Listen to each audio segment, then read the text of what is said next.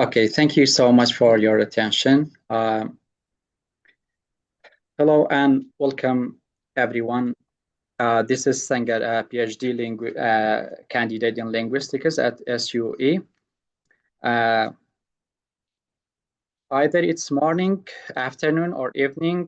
I am so glad that you are here to join me in one of the most interesting interviews with a special guest, a British linguist and philologist, Professor Geoffrey Khan.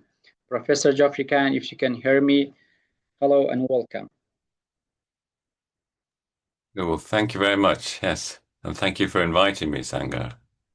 Thank you so much for joining us. My dear participants, before diving into the questions and starting the interview, I usually have, some slides. So I will take no more than 3 minutes introducing Professor Geoffrey Khan. So just give me minutes. Okay. I guess that you can see my slides. Good. So our special guest is Professor Geoffrey Khan. Um, and the interview will be under the title of Life in Languages. Sorry.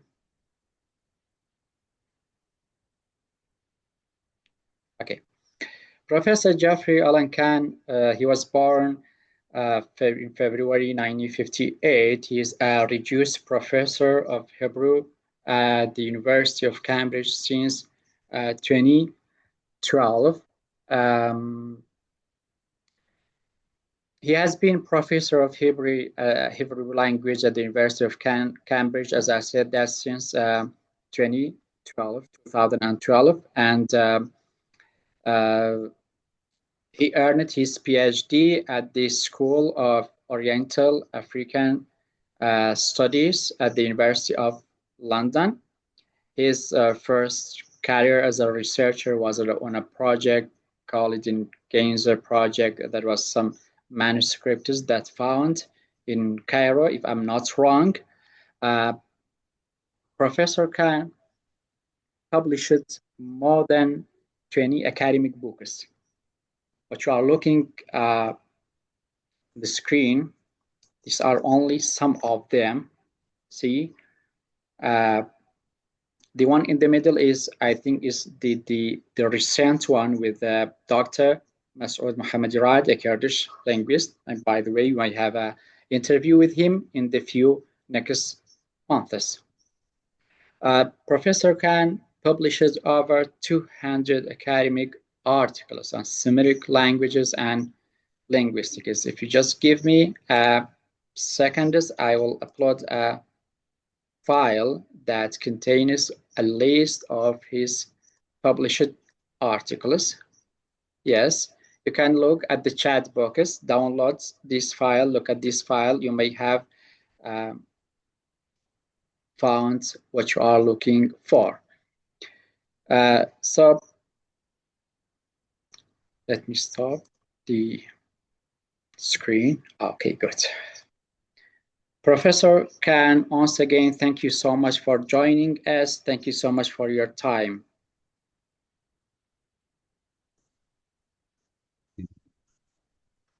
Okay. Sorry, so many participants here. I just good. Let's start. Professor Geoffrey Khan, let us start with a question that's much related on academic background and professional journey. Uh, what first led you into the field of linguistics, more specifically Semitic languages? Well, I grew up in the northeast of England, in a town called Middlesbrough. Um, and as a teenager, I was always very excited about learning languages.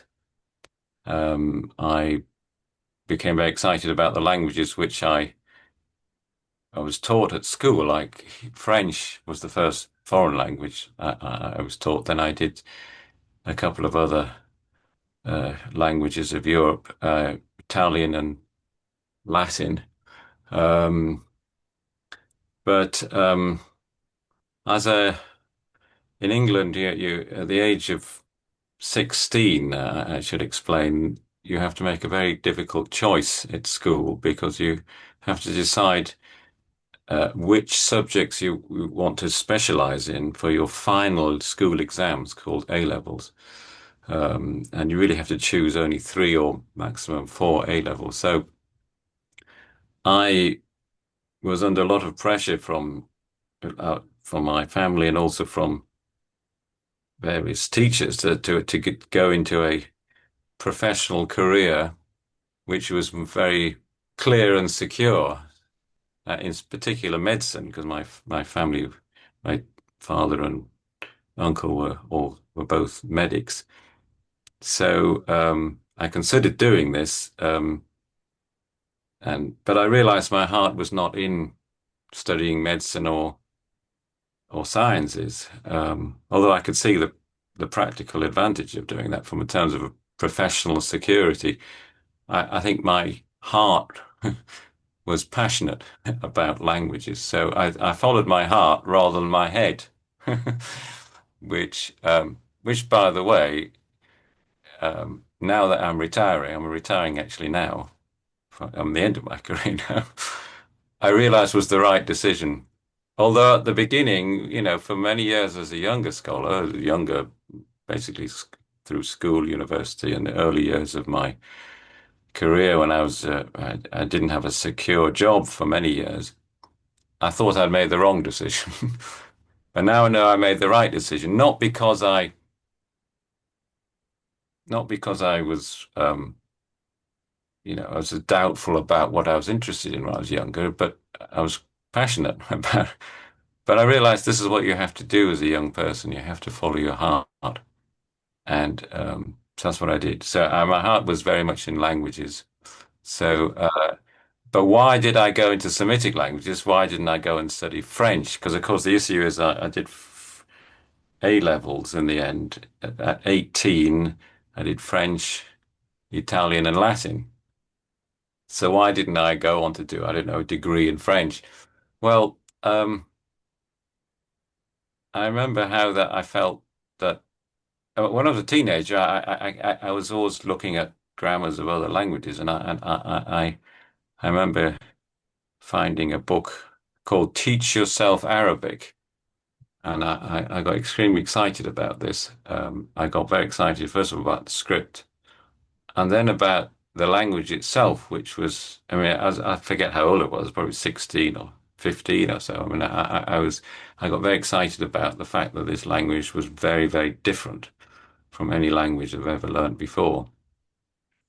And so when I decided to do, when I was looking for a degree at a university, I felt I wanted to get outside of this sort of familiar territory of the European languages I'd worked on, and uh, um, and I was attracted to Semitic first of all because of my excitement of Arabic, first and foremost.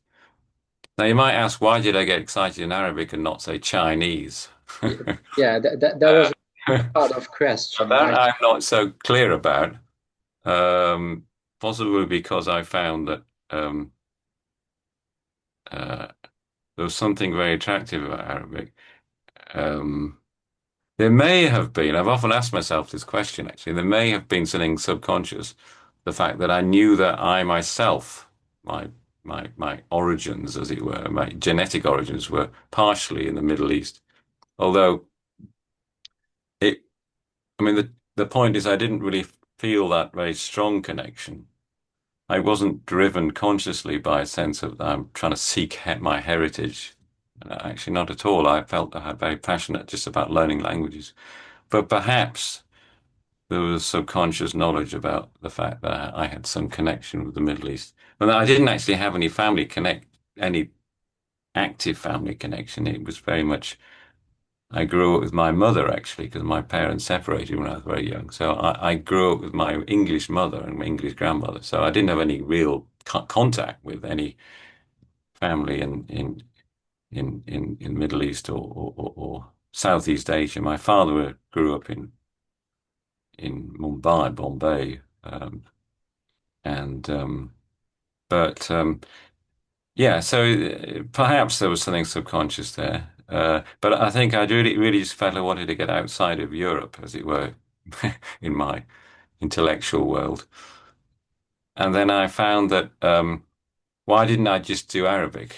You might say. Why Semitic languages? Well, Yeah. I found this course in SOA, School of Oriental and African Studies, which offered a degree in Semitic languages, which meant that you studied Arabic, but also the other major Semitic languages. So Hebrew, Aramaic, Akkadian, the language of ancient Mesopotamia, and then Ethiopic, classical language of Ethiopia, all of which are related, like in a family.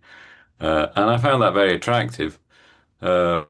Why did I find that attractive? Well, I think um, it was obviously a challenge, more of a challenge to study multiple languages than a single language. But I think there's something about my career that I've observed that I've always felt I the importance of looking at and not getting too deeply inside a single subject.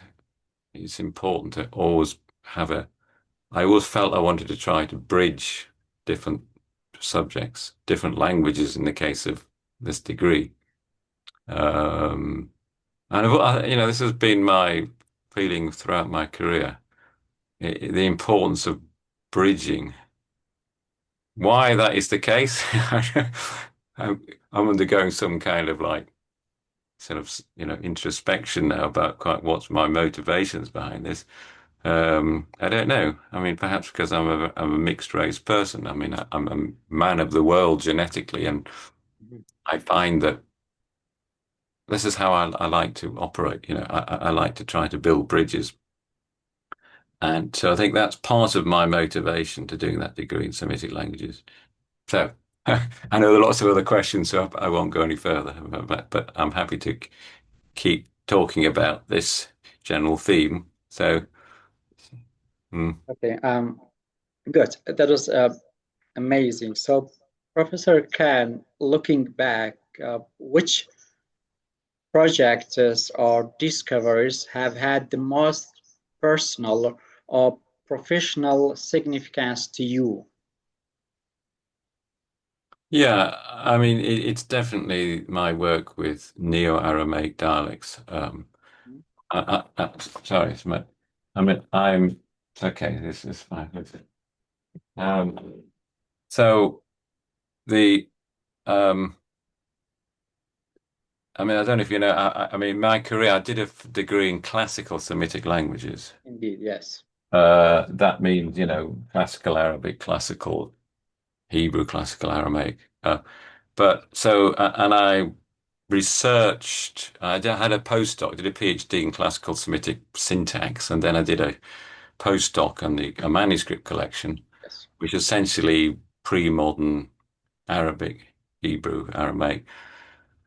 But then I suppose it was about 10 years, well, some years after I'd finished my PhD, I met some speakers of Aramaic from actually in England, actually in London, some Syrian Christians who were speaking Aramaic, and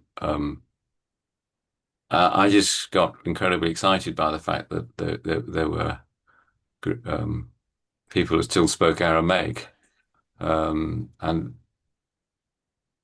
and then I realized that how important it was to work on spoken language because I'd done research in my PhD and a bit on my postdoc on written forms of language. Yes. And then when I started to do some research on Neo-Aramaic with speakers, I began to realize that this is really real linguistics where you actually can get direct access to the language.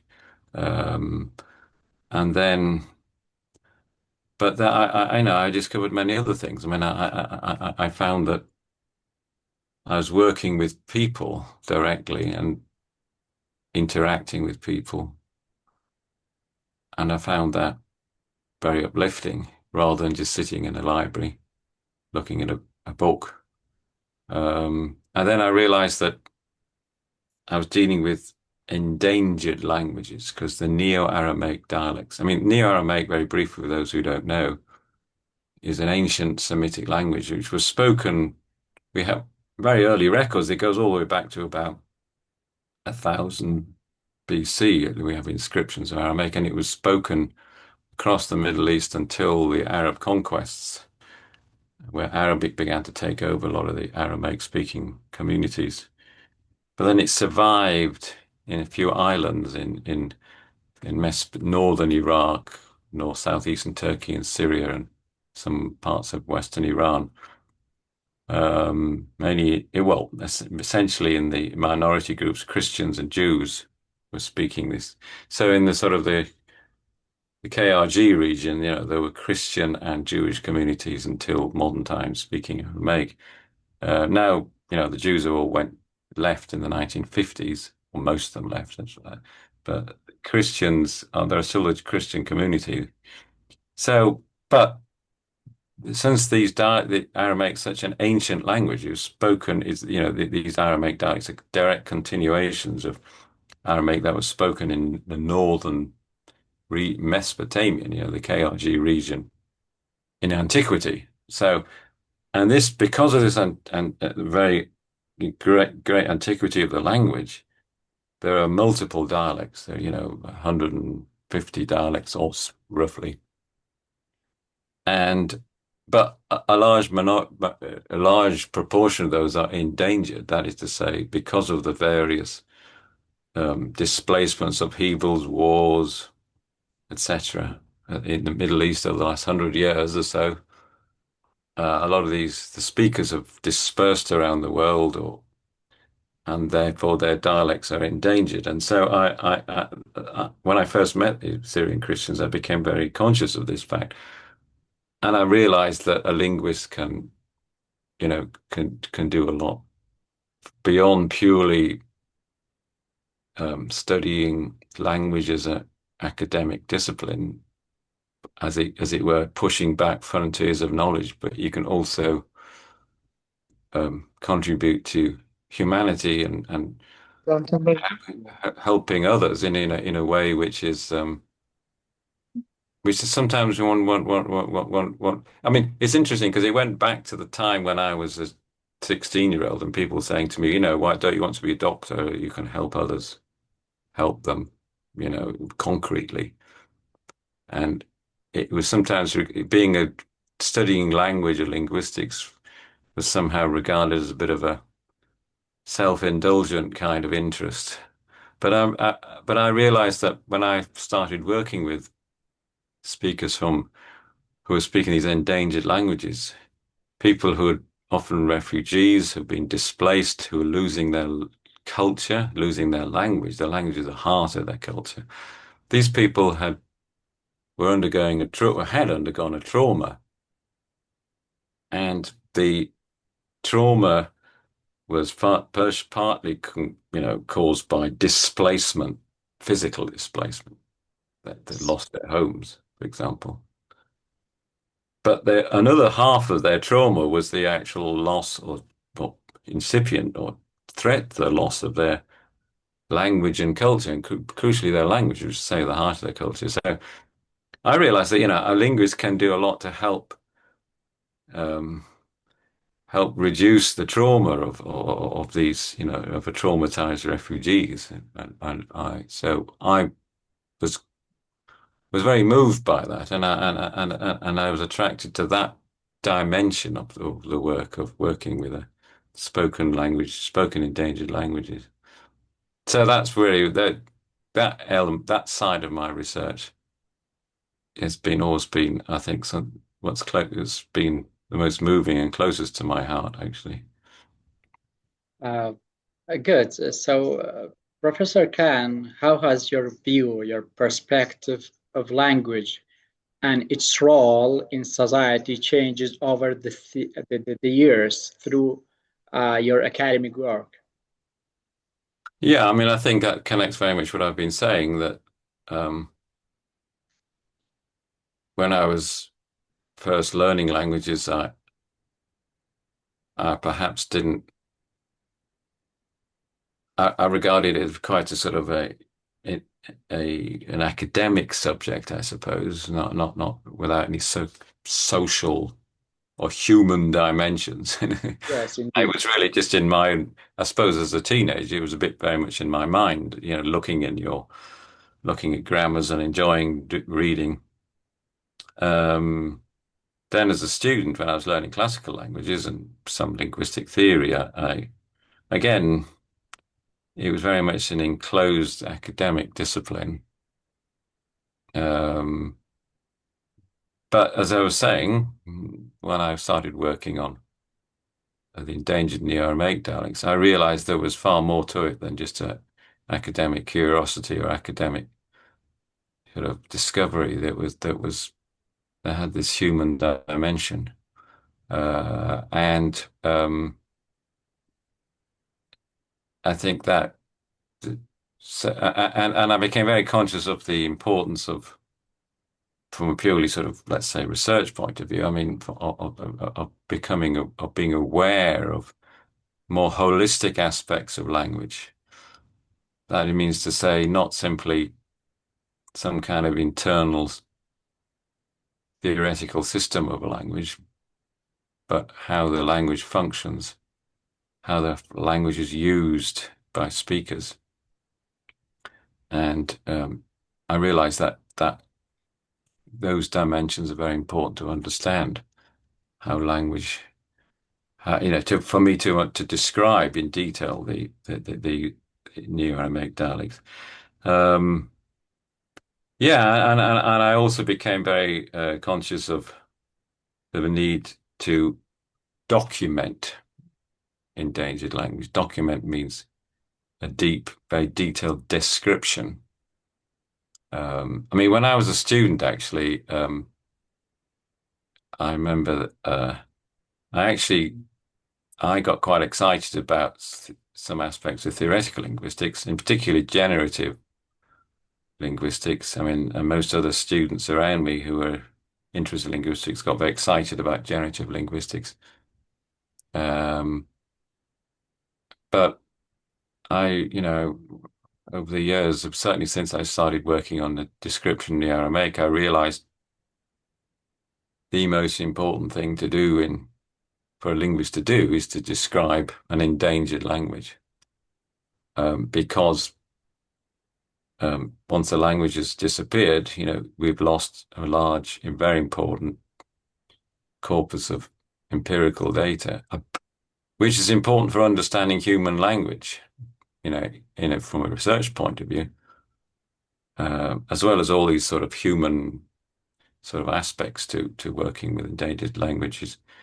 But I realize that, you know, documentation of empirical data in a informed by theory. You need theory to understand how to organize data, how to understand the function of language. Obviously, there is a theoretical kind of dimensions to the organization of empirical data. But to make somehow a theory the center of what you're focusing on, I think, is something which I have regarded as not as important as documenting empirical data from a theoretically informed perspective, looking at. So yeah, and I'd say that. Although you have mentioned about the documentation, the preserving of language, or let's say this thing is, but let me be more direct. So you have worked with many endangered and lesser known languages, including Kurdish.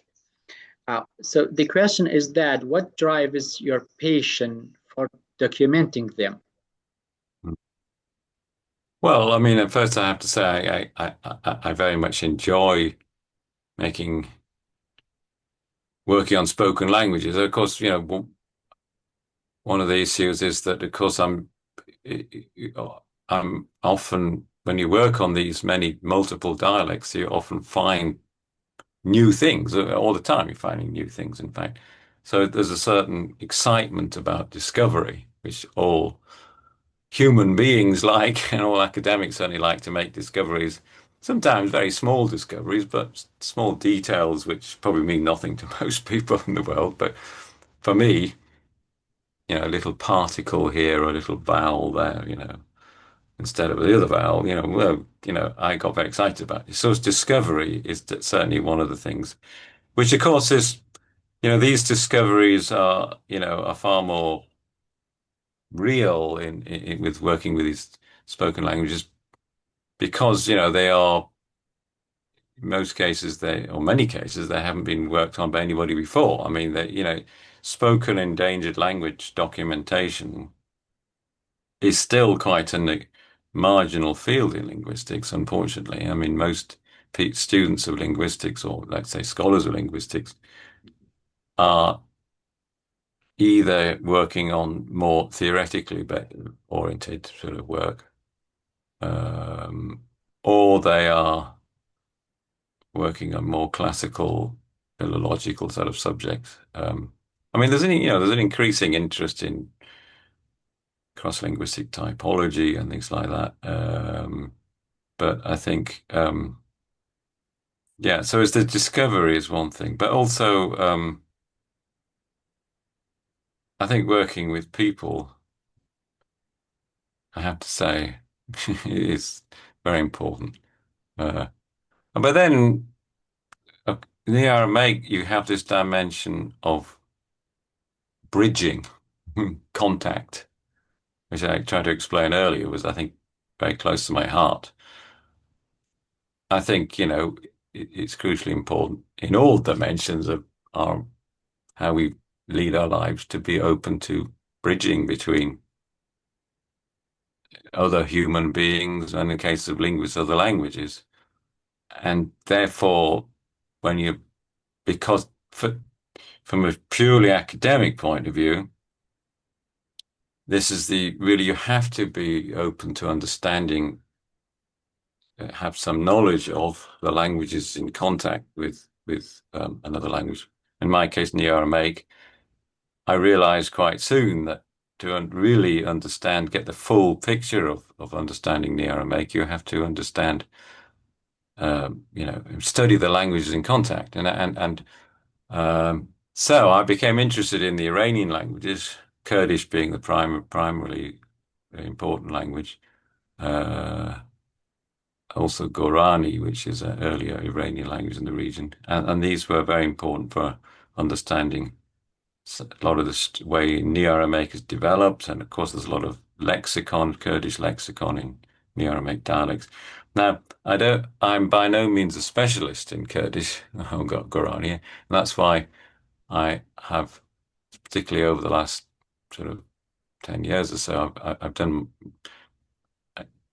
my best to bring together specialists in um, Iranian languages and Neo-Aramaic, and I'm just coming to the end of a big project in which we are looking at development of Neo-Aramaic within the context of the languages of Western Asia. Primarily, of course, Kurdish plays a very important role in this. And I've been privileged to work with some wonderful young researchers in specialized in Iranian languages. Um, and so I feel I myself have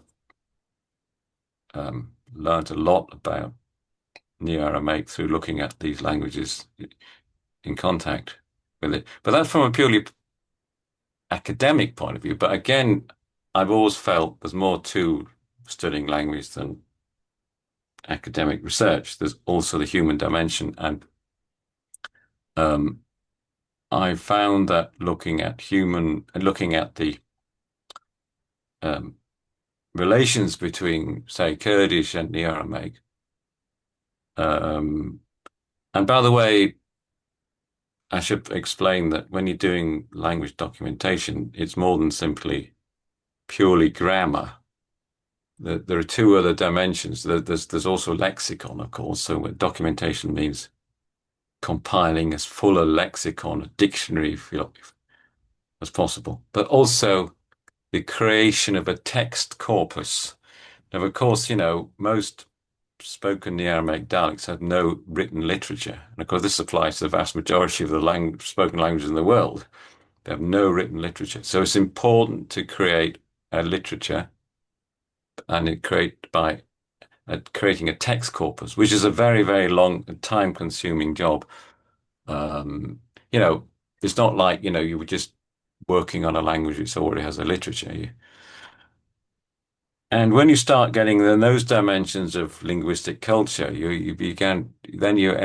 seeing more and more not only linguistic connections with the languages, the community speaking languages in contact, but also cultural connections. For example, a few years ago we had a project in Cambridge on the folklore, that means folk tales of Neo-Aramaic folk tales in northern in the KRG region, and also Kurdish folk tales. And so our team recorded Neo-Aramaic speakers from the KRG regions, it's storytellers, and then recorded also the Kurdish storytellers.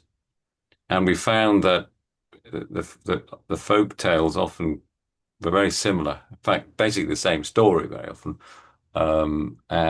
but usually with different characters, names were different. So that is a demonstration that there is. It feel like it's an objective demonstration of the cultural closeness of the communities who speak these languages. At at least, I mean, at the what we could call, the grassroots level. I mean to say popular level. And that, that is an outcome of looking at comparative documentation of the language. And so that shows, connections between peoples, which is not, it is objective empirical data showing that's cultural sharing, cultural rapprochement, which is far more than, you know, which is a sort of often invisible in this sort of visible world of sort of political and religious leadership, that who are often the voice of the people or the sort of the leaders, but the common people, the grassroots level, don't have a voice. But their language gives them a voice, and their kind of folk tales gave them a voice. So I think, yeah. So, hmm. Uh, Thank you very much. That was a good, real, general, quick overview of the language documentation. So I might have some more specific questions on language documentation, but after this question. So, Professor Geoffrey Khan, what is the role of linguist, not philologist? What is the role of linguist in preserving culture and historical knowledge? Yeah, I mean, I think I'd say again, it's basically deep documentation. Indeed, yes. Um, and for Just all the just reasons the I've role of the explained. linguist, just the role of the linguist, not because you have talked about, let's say, the philologies, how the language could be documented, the preserving language, and so many things. So the question is that what is the role of the linguist? Yeah, well, I'm saying the linguist, in my definition of a linguist, is Mhm. somebody who looks at a language and embedded within a culture and the surrounding culture. Yes. I mean, a linguist isn't, in my view, I mean, the kind of linguist I feel I am is not a linguist who sits in his armchair Mhm. and just or in front of a computer and just works out theories of language, disconnected from people and societies. A linguist has to understand and study language within society, within its context, and within contact with other languages. So that's the crucial thing. Um, it's not a some kind of abstract system which is kind of to be worked out like some mathematical puzzle. It is a kind of reflection of human interaction, human culture, and human needs. I mean, it's a very much and yeah. So that's what I understand by as a linguist in brief. Good. So let's move to our, let's say, be more specific with language documentation and field work. So what are some key ethical and practical considerations you keep in mind when doing fieldwork with communities? Well, first of all, I mean, it's very important to respect the communities and their, um, I mean, their sensitivities, and to understand their, particularly traumatized communities, who are refugees. You have to understand their loss, and you realize you're coming there to help them as well, not only to serve your own needs. I mean, obviously, as I say, a linguist is I'm always intellectually curious and get excited about discovering things. But it's important that a linguist doing language documentation understands that, they have a duty, or part of their work is to give back to this community something. Mhm. I'm talking about giving back essentially, you know, showing respect, but also by realizing that by documenting their language, you're actually giving them some, helping them, to deal with often a trauma, and this can be done through um, involving them and being very open and ensuring that they, um, in some cases, I've trained young speakers of Neo-Aramaic to work with me.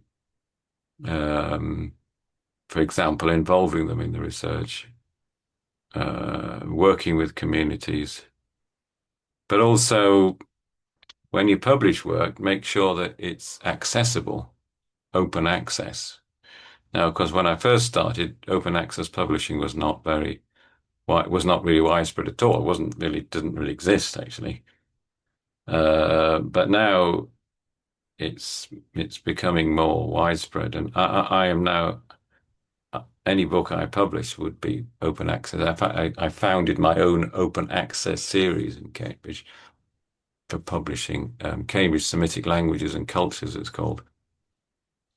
And part of my motivation for that was the realization that any kind of descriptions of language or culture that you make of a community you work with, Billy, this culture does not belong to the linguist, or it belongs as much to the people as the linguist obviously does the work, and it's therefore their intellectual kind of property is not the right term, but their intellectual kind of like achievement.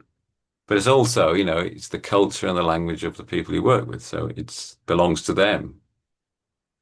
And you have to ensure that they have complete, full access to it. And that's, it's a collaborative achievement, if you can say that. Um, Uh, mm.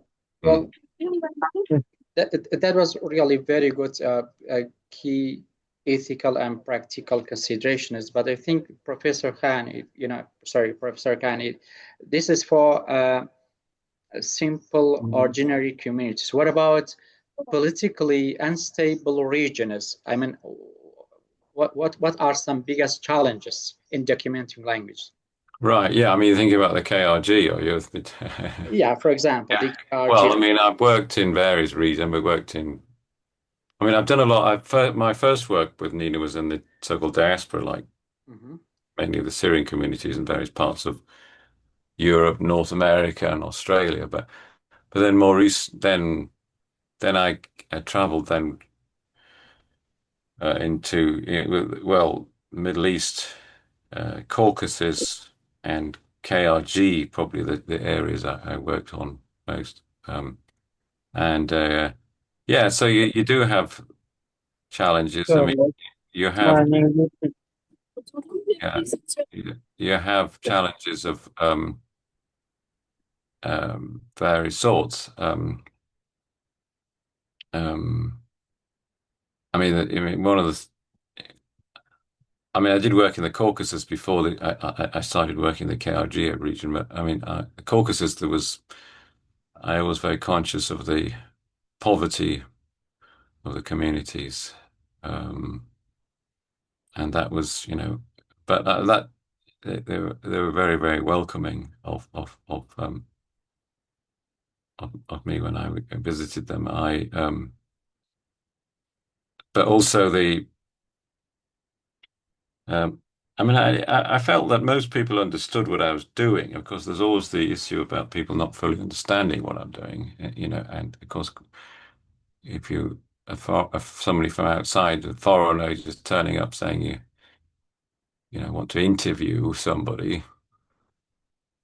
I mean, there's always this, particularly if they feel vulnerable, the minority group, that there might be a little bit of suspicion, but I haven't really actually experienced that much. Occasionally, but very little actually. Normally, I think people do understand that what I'm essentially trying to do. I mean, they don't think I'm there to, interrogate them, for some political reason. I mean, they realize that the kind of questions I ask, about how do you say this, how do you say that, in your language, I think that it becomes pretty clear very quickly that I'm interested in their language, the details of the language. And usually, I communicate in some kind of related dialect. So I don't, it shows that, I do have an interest in language and a knowledge of their language. So but I've had very emotional experiences in the Caucasus in particular, actually. I was looking for some of the final speakers of one particular dialect. That is to say, the dialect spoken by the Christians of a region of northwestern Iran called Salamas or Salmas, the far northwestern corner of Iran. And a large number of these Christians who spoke the dialect of Salamas moved up into the Caucasus in the late 19th century. A lot of them, or some of them, in the early 20th century. And really, it was essentially only in Tbilisi that you can find speakers of the Salamas dialect. And I spent some time trying to find the final speakers, and it was very difficult. But then I finally found one very old woman, and um, I said to her, she's about in her 90s, and I said, "Look, I don't want to exhaust you because very very frail old woman, but she can't, you know." Suddenly, I saw her little hand come and grab my wrist, and she looked in my eyes and said, be clear," which means in her dialect, ask, ask. Um, and she said she wanted to tell me everything she knew about her language because, she felt that I was going to, preserve it for her grandchildren and great grandchildren. So, I mean, I found that very emotional, and I've been well received in that respect. The KRG, yeah, also, incredibly warmly received in communities by both the Christians and Kurds. Incredible hospitality. Um, I'm aware of the fact, that there is instability in certain parts yeah, but I never really felt that. I mean, I mean, basically the issue is, where can you travel? There's sometimes restrictions on travel, but it hasn't really impeded my work, and or the particularly we go into the border regions, up in Borrowara, for example. I mean, but yeah, I haven't found it really a serious issue. Um, yeah. Hmm. Yeah, you're muted to Sangari. Yeah. Uh, Apologies, sorry. So, Professor, that was really amazing. So, from the politically unstable regions to recent developments of technology, how has digital technology, let's say, transforms the process of documenting and archiving linguistic data in recent years? Well, I mean, the first thing to say is the recording medium. I mean, when I first started working on Neo-Aramaic dialects, I used cassettes. And probably most of you have never heard of it, because what a cassette is. When I was young, we had the little cassettes. In fact, don't think I've got any here, but I've still got them. Anyhow, the point is that as you all know, recording media sort of developed. I did a lot of recording in the late 90s and early 2000s on what's known as mini discs. And mini discs are unfortunately disappeared from the market somewhere in the middle of the 2000s. And so, but essentially, um, any recordings I made, whether it's on cassette or whether it's on mini disc, I've tried to transfer to the current recommended digital format, which is WAV, is the one of the main formats. Um, and so that's obviously, and that gives a very stable and a very high quality audio. Um, but of course, that's the technical side. But on the practical front, I mean, it's not always possible to get a very high quality recording, even if you have all the state of the art equipment, and you know, the best possible microphone, because the speakers may be at some party or something with a kind of lot of noise, and there's all kind of dogs might be barking, and um, it's not. This is the whole thing about fieldwork and documentation. You're not in a laboratory or a studio. You're not as if you're kind of interviewing somebody in a studio. You don't have this luxury. Yes. I mean, some theoretical linguists, like I don't know, people working on psycholinguistics or whatever. They have their own laboratories, they call them. Where you've got this some special laboratory where you sort of, I don't know, Yes. you work with some speakers.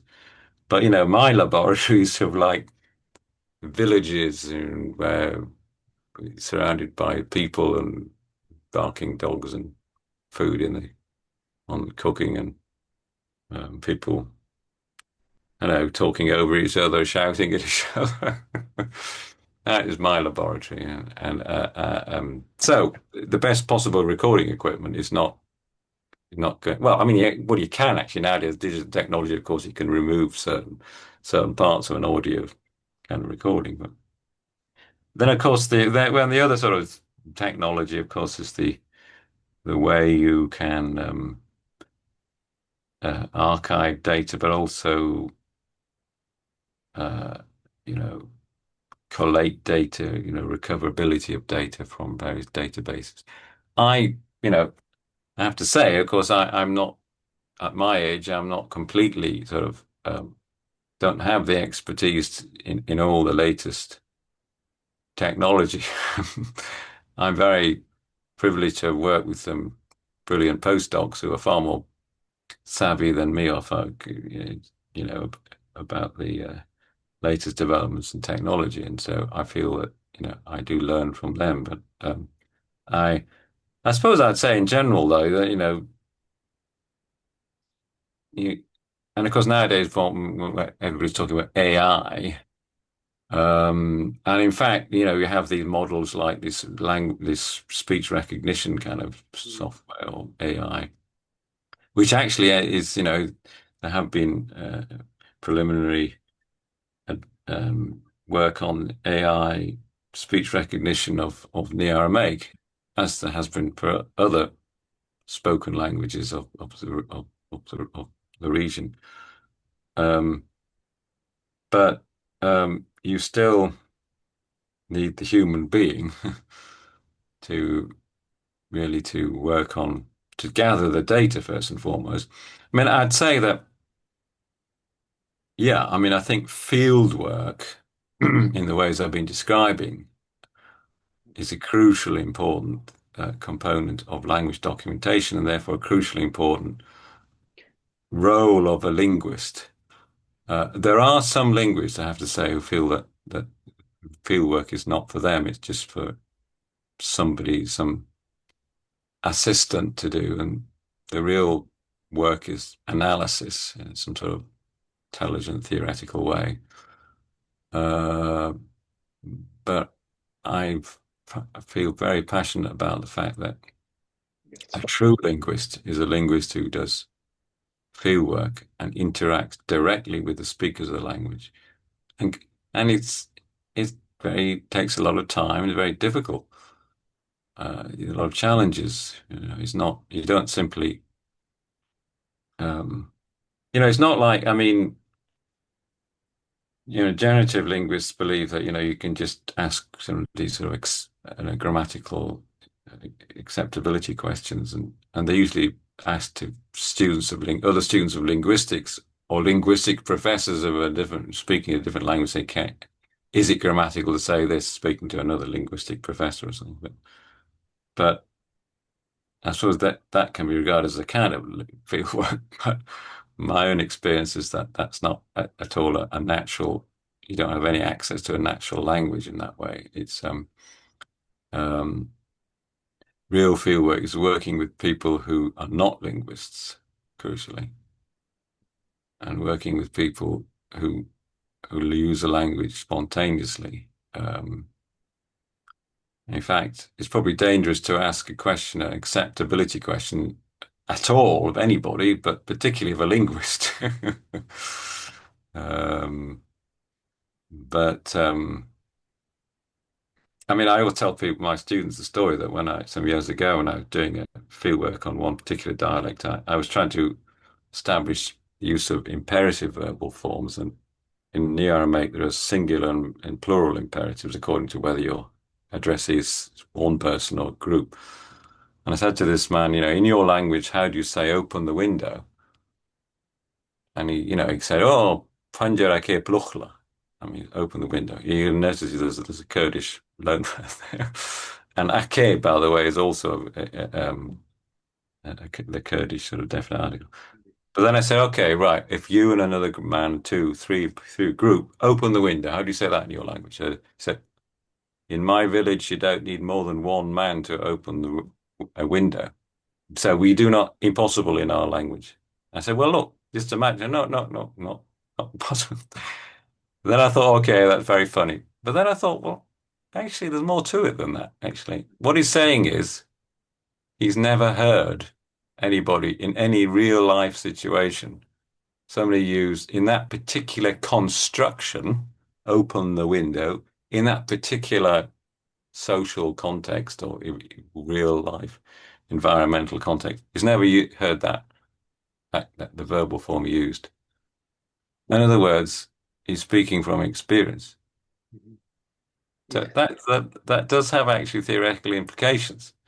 It's how language develops. It's not necessarily a kind of an open-ended generative system. It's a sort of one can say it's a kind of a based on constructions of which is conditioned by real life experience. Mm. Um, so, dear professor, it was really amazing. So, talking about Kurdish community, uh, well, you have been here in KRG, I mean. So, you have done work in regions with Kurdish-speaking population, especially in KRG. The question is that how do you view the historical and linguistic importance of the Kurdish language? Well, I mean, it's from, let's say, obviously my specialism was Neo-Aramaic, but as I was trying to explain, Neo-Aramaic is very intimately connected with the languages in contact, and crucially with most particularly with Kurdish. Um, so, I think Neo-Aramaic can only be understood by understanding Kurdish. Um, I'd say two things perhaps from my own experience with Kurdish and related languages of the region. First of all, I feel that it's very important to document all varieties of spoken Kurdish with the same depth and breadth as I and my fellow Neo-Aramaic scholars have been doing for Neo-Aramaic, because my understanding is there's still quite a lot of work to be done and documentation of spoken varieties of Kurdish. Um, and then I'd also say that Neo-Aramaic can give you an insight into the history of Kurdish, because languages uh, have kind of archaeological sites, if you like, that they show the historical layers to them through their history of contact with other languages. And very often in Neo-Aramaic, you will get elements which have developed through contact with Iranian languages, but these forms, these elements of contact-induced elements, or these sort of loan words or grammatical structures which are borrowed from Iranian, often don't exist anymore in the Iranian languages in the region. I mean, the most one of the particularly interesting issues is the fact that certain Neo-Aramaic dialects exhibit a lot of influence from a language known as Gorani, um, which I'm sure you heard a lot about from Schwan, who was speaking last time. Um, and and when I worked on my latest book with my colleague Masood Mohammedarad on the language contact in Sanandaj in Iran, we started off thinking, okay, right, we're going to look at the Neo-Aramaic in contact with Kurdish, because Kurdish is what was the language that's spoken by Muslims in Sanandaj now. But then it became quite clear that, in fact, a lot of the structures that, these contact-induced structures and loanwords in Neo-Aramaic of Sanandaj were actually due to contact with Gorani rather than Kurdish. But Gorani is no longer spoken there, but it used to be spoken more widely. So, in other words, the Neo-Aramaic dialects has preserved an archaeological record of a language situation at an earlier period. So that's how I think, scholars of Kurdish and Neo-Aramaic can have a very fruitful relationship and understanding the history of Kurdish. Yeah.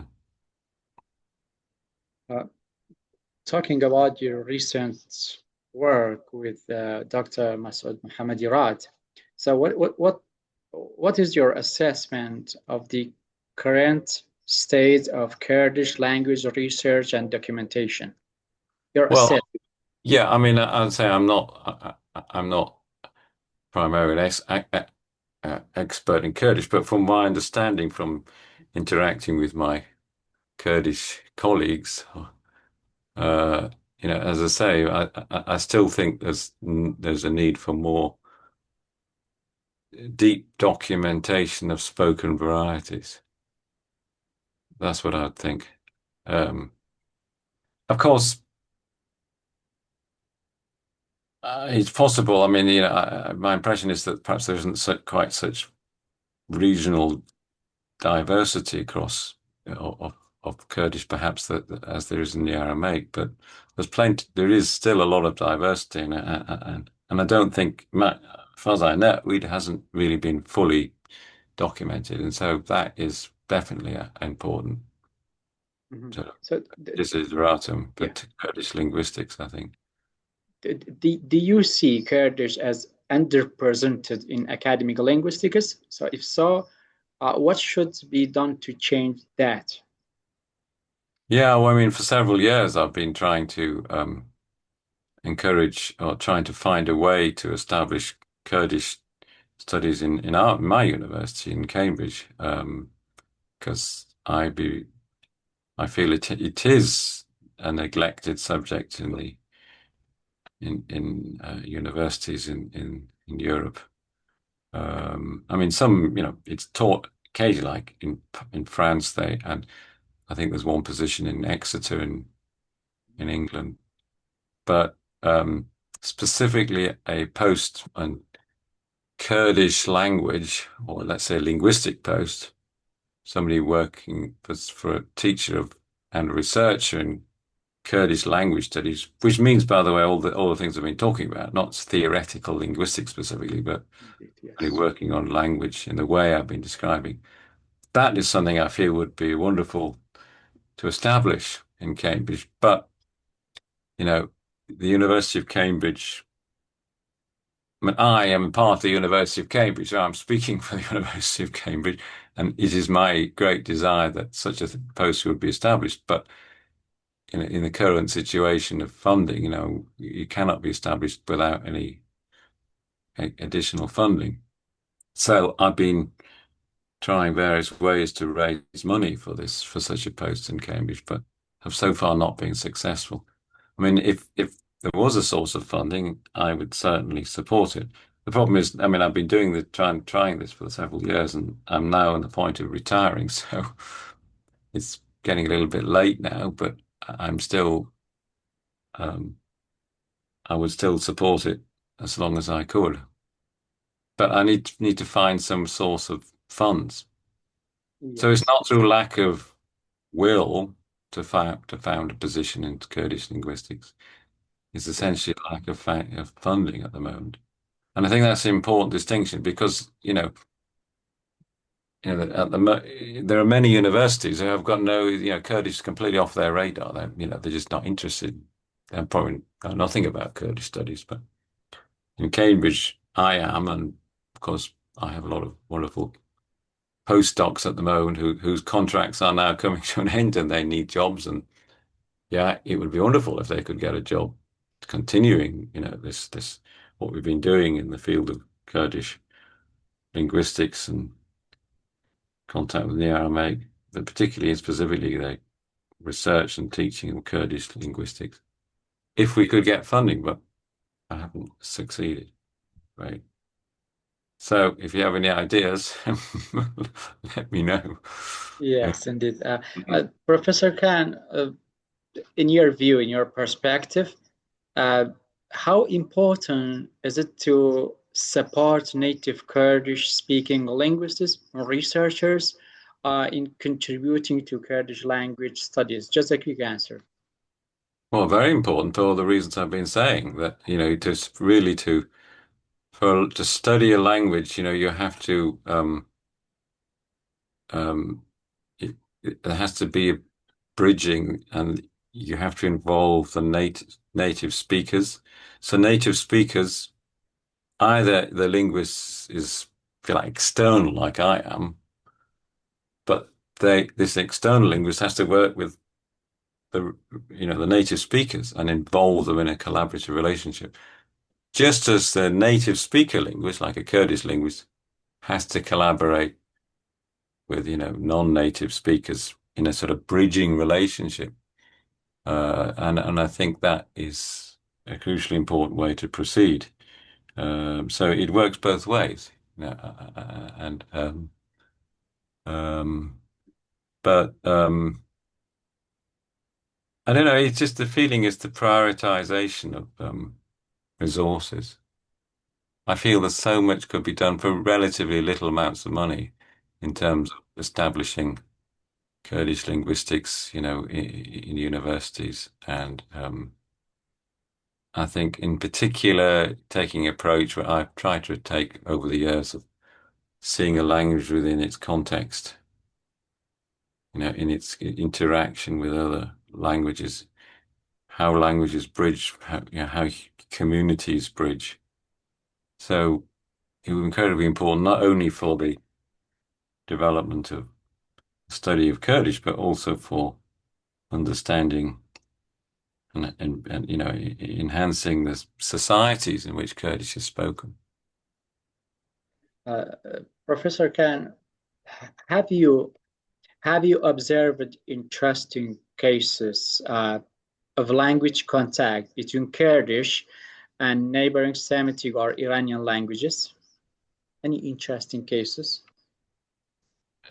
Yeah, I mean, as I say, a lot of this work I've been doing on language contacts shows very, very, very sort of clear convergence between Neo-Aramaic and Kurdish. Um, I mean, there are some cases of possible, I mean, it has been proposed that certain Kurdish sort of dialects have absorbed certain Semitic features, but it's predominantly Semitic that's converged with Kurdish, which is from a socio-linguistic point of view is of significance. It's an issue of um, what's known as language dominance, but yeah, but I think I've described a lot of this in earlier questions I responded to the Yeah. issue of contact. Yeah. Uh, so, thank you so much, dear Professor Khan. Dear participants, after the a couple of questions, I have only left a couple of questions. So after that, you can raise your hands or simply type your question in the chat box. Professor Khan, what advice would you give to young linguists who are interested in Semitic languages, historical linguistics, or language preservation or documentation? Yeah, I mean, I think several parts of the question there, but the crucial thing about language documentation, Yes, indeed. I mean, I think you I mean, you need some degree of training, actually. I have to say, I myself didn't have any formal training in language documentation. I just threw myself in the deep end. And I think that is quite, I felt in a way there were some advantages to that because, there are these courses you can do now about language documentation. But the point is that every language has different requirements and the societies are different. For example, a lot of the Neo-Aramaic dialects are spoken by communities in the diaspora and, in urban centers of, I don't know, in Chicago or places like that, in urban sort of like suburbs. And they have their various challenges, which probably are not, other languages don't have such challenges. And so the training may not be really totally suitable. For example, typically training courses and documentation, you're encouraged to go for the maximal um, kind of way of documenting a language. Um, for example, trying interviewing a large number of speakers and checking your data with a large number of speakers. But some of the dialects of Neo-Aramaic I worked on, there's been only one speaker left. A very, very old person, often without any teeth, who, can't, whose mind is a little bit fuzzy. And so what you do, you can't apply all these sort of maximalist sort of forms of language documentation. So essentially, you've got to adapt yourself to the situation. And I think that is the important thing with Okay. language documentation, in brief. Mm. Uh, Last question from me. So, Professor Khan, you have published more than 20 academic books, published more than 200 articles. So the question is that, uh, what do you hope the next generation of linguists will take forward from your work and your academic philosophy? Well, I think following the kind of, I mean, I'd love it if people would follow the kind of approach that I've been following. On the one hand, they're looking at language, importance of documenting language, endangered languages. preserving knowledge of them for future generations. Um, but I think more generally, I'd say that, I mean, I have published in other fields as well, apart from, endangered Neo-Aramaic. And I think in general, I'd say that I said at the beginning, I always felt I like to bridge between different Mhm. subjects and disciplines. I also very much feel um, very much like the idea of diversity in a diverse world. And so within the field of linguistics, for example, I feel I wouldn't like to say that all linguists should become, field linguists documenting endangered languages. I think, more realistically, I'd say that there should be diversity. And diversity means that there are different types of linguistic approaches. I just, my own particular feeling is that my own, you know, um, preference is for it, like, and my feeling that it's very important to do this documentation. But I think it's also important to maintain diversity because any kind of diversity, it creates, strengthens a discipline in an academic sense. That, you're building different components into a much, much more robust whole, which actually will get nearer to knowledge, to, if you like, discovery of real knowledge by by diversity. And also in general, the academic world can be regarded as a microcosm of the real world. And I think, the more diversity in the real world, the better. And the working together and collaboration, but also hybridity and mixing of fields, seeing connections.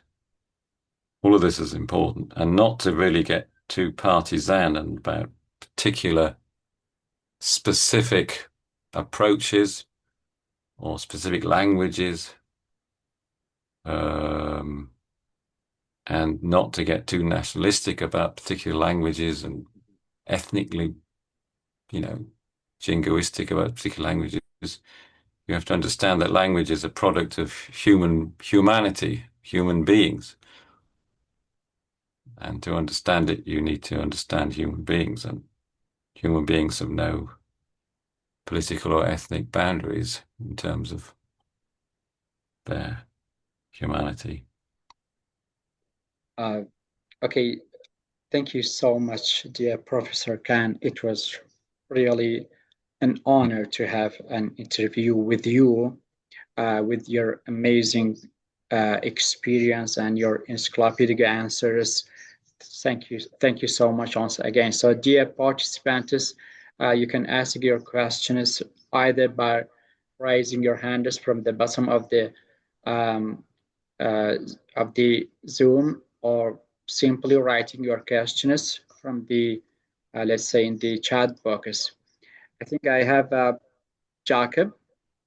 You can speak. Yes. Uh, Good morning. Can you hear me? Yes, please. Yes. Sorry for the quality. I have like a little bit professional question about what's your opinion on like the development of German Aramaic studies and Russian Aramaic studies. You mentioned the digitalization of Aramaic studies, like the possible artificial intelligence using experience and so on. And there's currently a project based on how I remember those three Western Aramaic dialects located in Syria and on this Kurdish Aramaic Turoyo located in Juba, in Turkey. Do you know about this project by Sergei Lozov? What's your opinion on currently development of these ideas? Yeah, no, I'm in close contact with my Russian colleagues, and I very much admire what they're doing. I mean, they've been particularly creating a corpus, online corpus and searchable corpus of Turoyo, in particular, and one variety of Neo-Aramaic, Christian Urmi, Alexei Lyavdansky. Um, and so, all the Russian scholars have made very important contributions to the field. Um, and it's I'm just feeling it's important for more and more people to work in the field, and so I'm very happy that the Russian scholars are still very active and they've done some fantastic work. Yeah. Yeah, Mm. Sergei Lozov is currently in Lebanon. He's waiting like an access to visit Syria again to those Aramaic villages. And I want to mention that you have a beautiful icon with like Saint Mary, like That's on the yeah. behind me. Yeah. Yeah, I mean, I don't know where it came from actually, but one of my travels probably. Yeah. The thing about Zoom, you start learning about people's houses. Okay. I'm not sure I can say what's on your behind your wall, Jakob. Thank you so much, Jakob, for your contribution. Is it Philippe? Philippe, you can speak. Yeah, thank you. Good, what is it now? Afternoon, evening, Professor Han. And I would like to ask a question, probably referring to personal experience as a field linguist. As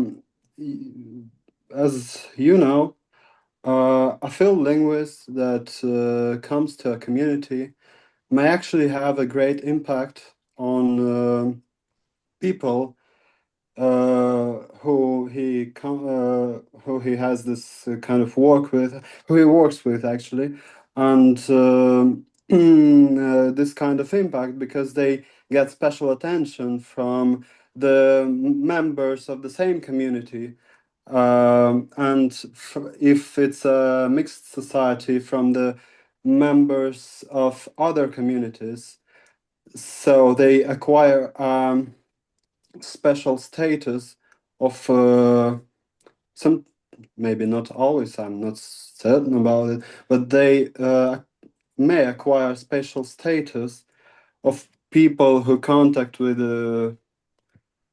foreigners who are interested to foreign people and who are published, who are known from outside of the villages. So this attention may even harm them sometimes because such communities are not always welcoming, and sometimes they're quite closed, so they don't like someone to, let's say, to outstand.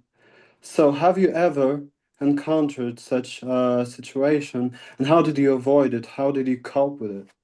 Yeah, I mean, you're absolutely right there, Philip, that, there's an issue of trust and perhaps slight nervousness sometimes with communities when a linguist from outside comes into the community. So, I mean, in my experience, it's always been very important to get to work with somebody who would give you introductions into a community, for example. Um, you know, most of people, a lot of my work consists of, forming a relationship with one, two or three people, and they would then introduce me to their relatives or their family or their village. And therefore, that would help, you know, um, the break the ice, as we say in English. That means, ensure that the community would have trust. If they trust, obviously, their relative, they would trust their relative guests more. But yeah, it is an issue of trust, and I fully understand why. Because I mean, a lot of these communities are I mean, certainly the minority groups have been traumatized in one reason, way or another, and there's a certain nervousness about somebody from outside. But yes, that is having people help with introductions is probably the easiest way to overcome that problem. And then to respect the people you're working with, in the ways I've been describing earlier on. Okay, thank you. Professor Khan, I have some questions from chat box.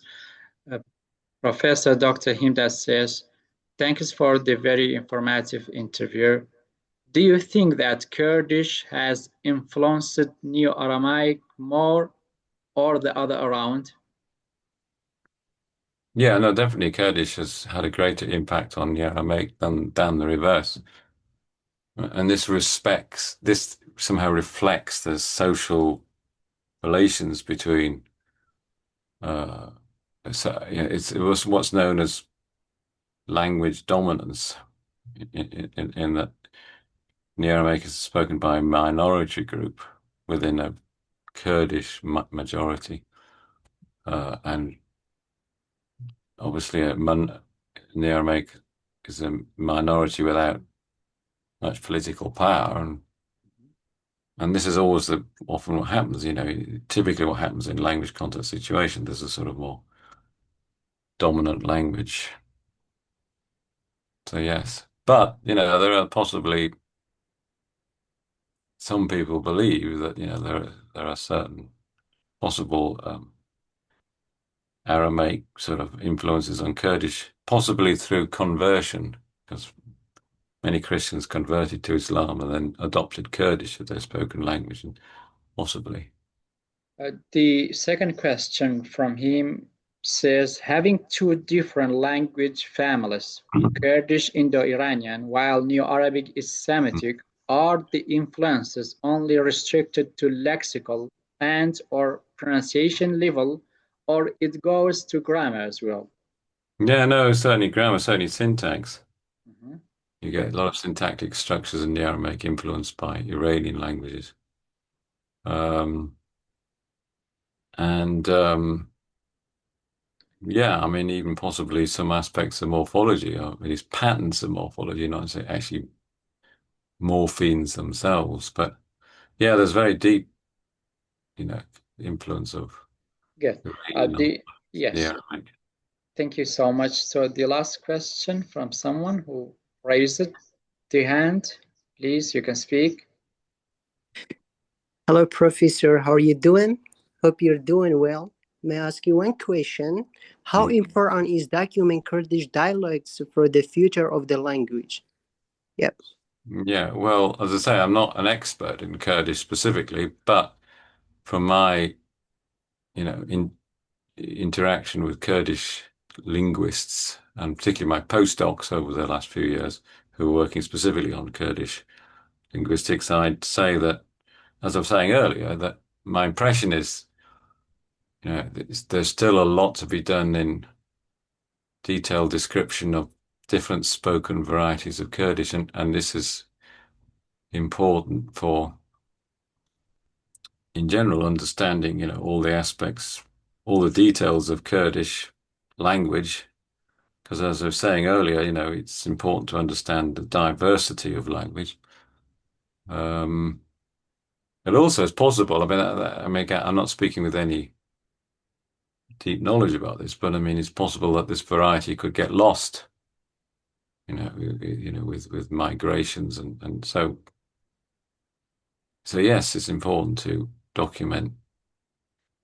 It may be even a question of preserving varieties,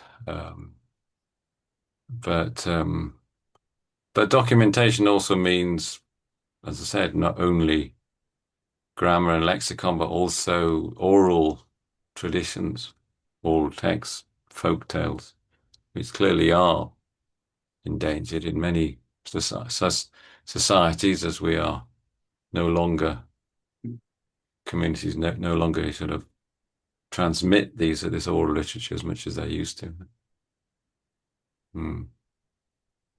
Okay, Dr. Faridun, I think. Dr. Faridun, You can speak, please.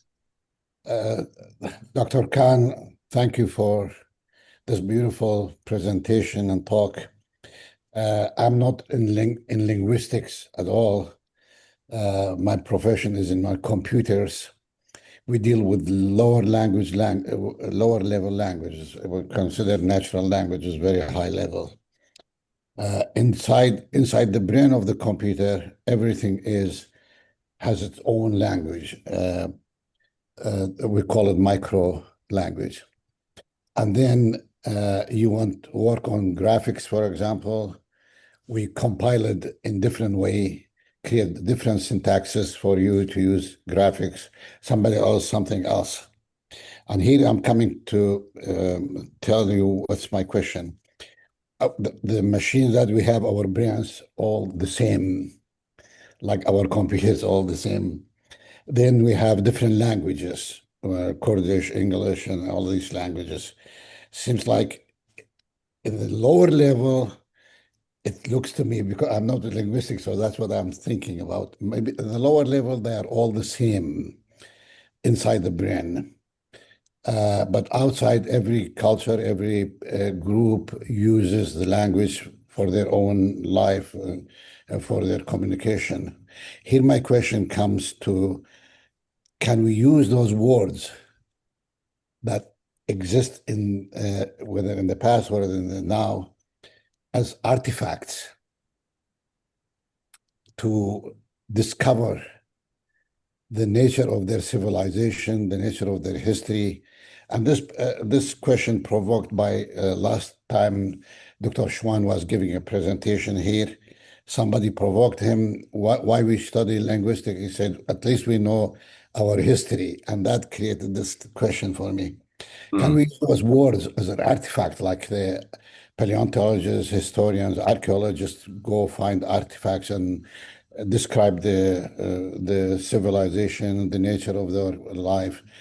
For example, today we use words that didn't exist in the past, like computer, for example, or telephone. But we know what's this word telephone itself as an artifact that we, like 1,000 years from now, people say, oh, they use this machine. This was called telephone. In the past, they use words. Yeah. I think thank you for the question, Fredo. As I said earlier, language, in my opinion, is like an archaeological site. And just like an archaeological site can tell you about the history of a people, not only mainly because of its layers, you can see the history of the people who occupied the site at different historical periods. And, language is like that. And I think certainly in my experience with Neo-Aramaic, it's shown a variety of things about the history of the peoples who spoke the dialects. First of all, I explained earlier, this contact with Kurdish and Iranian languages. It shows you how it was in close interaction with Iranian languages, and crucially, sometimes it was in contact with Iranian languages now disappeared in the area, like Gorani.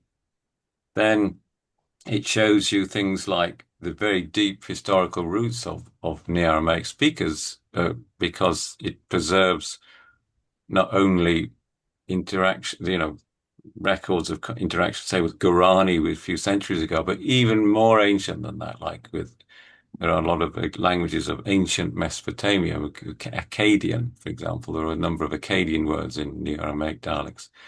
And that shows you that, the dialects must have been descendants of Aramaic spoken way back in antiquity. And then studying of dialects has shown me a lot about migration. So we can get some insights about how speakers moved around, because the speakers of these dialects seem to have moved a lot, different parts of the region, into the mountains and into the plains, and from northern mountains, Hakkari, down all the way down to Sulaymaniyah, or across into Iran. Migrations from Iraq to Iran, for example. And we have some insights about the chronology of that through language. So yes, It's language is an important tool for understanding history in communities who don't have a written history. I mean, obviously certain societies and cultures have written historical records, but either through chronicles or through inscriptions or whatever. But most of these communities which have a simplest vernacular language with no written record. I mean, there are no records, written records. But yes, so you raise an important point. Yeah, well, when I perhaps my finding the right words, when I say artifact, I didn't mean only things that substantiation, maybe just thoughts. Even we understand thoughts from the word. For example, prayer in English language, we pray, almost saying like you finding something or asking for something, you pray. And in Arabic, we say salat mean almost saying or contacting, and Kurdish and their words, and for the same thing that we all mean contacting some supernatural thing, but yet the words in different places give you different meaning. Is it possible from these words we collect them all and find what really human wanted to think about when they say this thing, they did this as a totality. So as when I say the artifact, I mean finding the entire thought and uh, art, cultural stuff. Is it possible to? Does it this science exist, or can we create a new science to study these things? Well, I think what you're referring to is perhaps etymology, that, the origins of words, and does that show something about culture? I suppose very generally, I'd say that etymology, trying to find the origin of a word and try to understand how that might reflect the culture or that earlier period. I mean, it has some value, but I think it's very important to understand how certainly words, I mean, can change their interpretation, change their meaning, and be interpreted in different ways. And certainly the way a speaker in a particular period of time, let's say the present, understands what a particular word means has very little relationship to its original origin. I mean, it's really how it's used. I mean, in a way, that goes back to what I was saying earlier about really language is really must be understood in the way it's used in society and used in society in a particular period. Um, so yeah, I mean, I could probably go on a bit more, but Yeah. yeah, Well, good. give one more example. I don't want to take much time from the people around here. Uh, for example, in Kurdish language, for snow, we have many different words for snow. Mm, And then some other languages, they don't have even more than one word for that thing.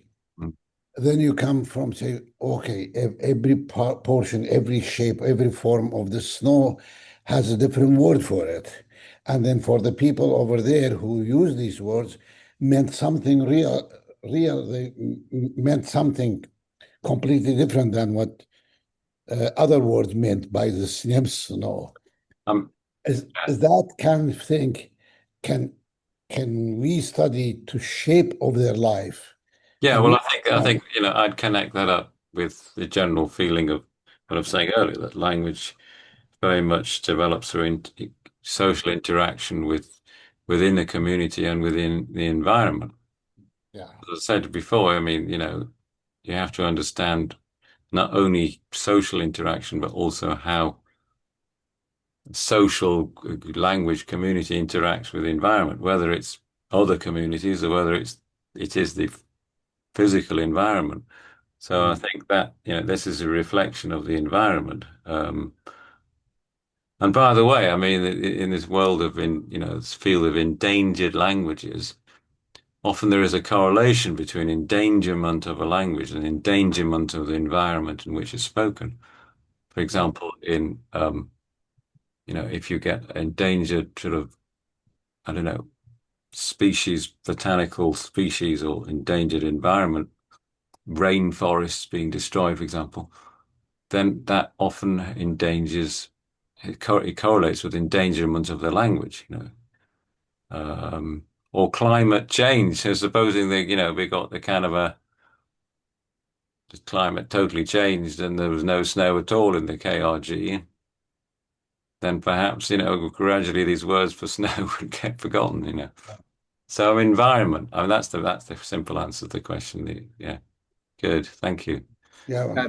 Thank you so much, Dr. Faridun. Professor Khan, thank you so much. Well, I know it's more than 1.5 hours, but yet I have a couple of questions in the chat box. If it's okay, this will be the last two questions. Yes. Okay. The first one says, Dear Professor Khan, which particular, maybe kind of obscure area of Semitic would you advise to explore for an aspiring Arabic studies freshman? I already possess some knowledge of Biblical Hebrew and modern Western Aramaic. Well, I mean, I suppose I would say in general that it's very important to be open and have a knowledge of several Semitic languages for the reasons I try to explain. But if you want to go on to doing, meaningful research, I'd repeat that, I feel the most important thing is to document undescribed languages or dialects, basically, we're talking about. For instance, if you're talking about Arabic specifically, I mean, even Arabic, I mean, there are many dialects of Arabic haven't been fully described. For example, we don't have a full detailed grammar of the Arabic dialect of Mosul, for example, Yes. and many others. So the last question, what Semitic language would you recommend to learn first as a backdrop for learning other Semitic languages? Well, I think Arabic is important. I mean, because it has quite a lot of archaic structures in it, with classical Arabic.